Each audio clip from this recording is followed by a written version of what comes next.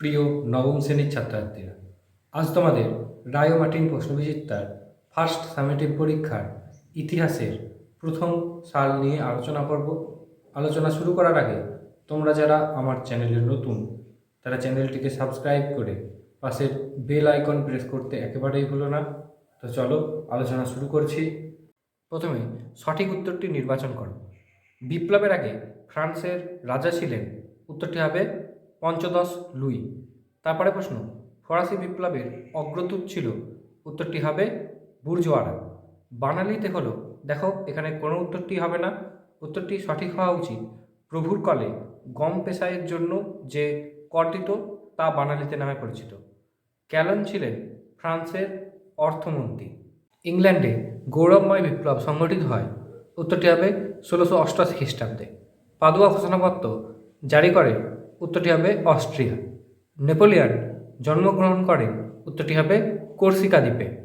Napoleon নীল নদের যুদ্ধে পরাজিত হন, উত্তরটি হবে নেলসনের কাছে। কোড নেপোলিয়নের কটি ভাগ ছিল, উত্তরটি হবে 3টি।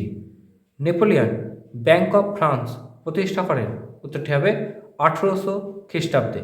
তারপরে দেখো স্তম্ভ মেলানো, এখানেতে অ্যাডাম স্মিথ, প্রথমেরটি হবে ভ্রান্ত অর্থনীতির জাদুঘর, ভলতেয়ার রাজনৈতিক কারাগার, রোবসপিয়ার সন্ত্রাসের শাসন এর নেতা ছিলেন, মিরাবো হবে অভিজাত নেতা। পরে শূন্যস্থান পূরণে প্রথম উত্তরটি হবে নেপোলিয়ন লুভর মিউজিয়াম প্রতিষ্ঠা করেন। তারপর নেপোলিয়ন নিজ সৎপুত্র ইউজিনকে কোথাকার সিংহাসনে বসান, উত্তরটি হবে ইটালির সিংহাসনে। তারপরে 2 নম্বরের প্রশ্নগুলি রয়েছে। দেখো প্রথম প্রশ্নে রয়েছে দৈব রাজতন্ত্র বলতে কী বোঝায়, উত্তরটি তোমরা এভাবে লিখবে, বিভিন্ন দেশের রাজতান্ত্রিক শাসকগণ নিজেদের ঈশ্বরের প্রতিনিধি হিসাবে পরিচয় দিয়েছেন এবং গড়ে তুলেছেন নিজেদের ইচ্ছামতো একটি স্বৈরতান্ত্রিক শাসন ব্যবস্থা।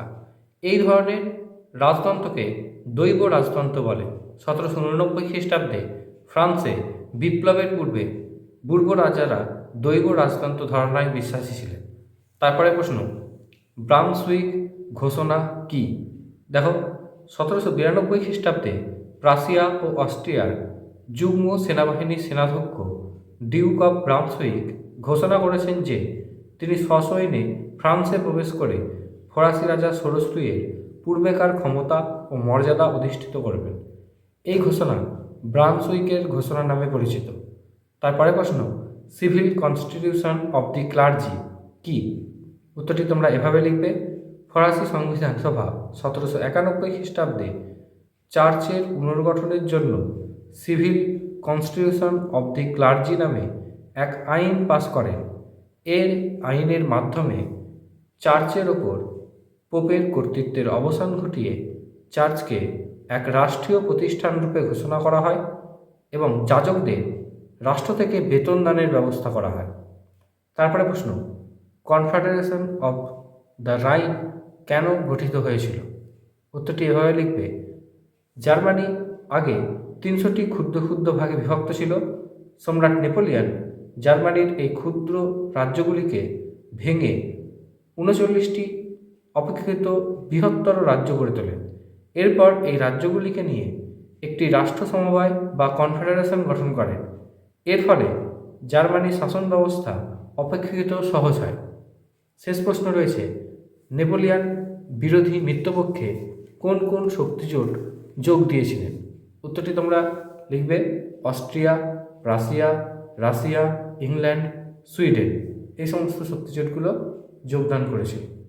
আজকের আলোচনা এই পর্যন্তই, দেখা হবে পরবর্তী ভিডিওতে।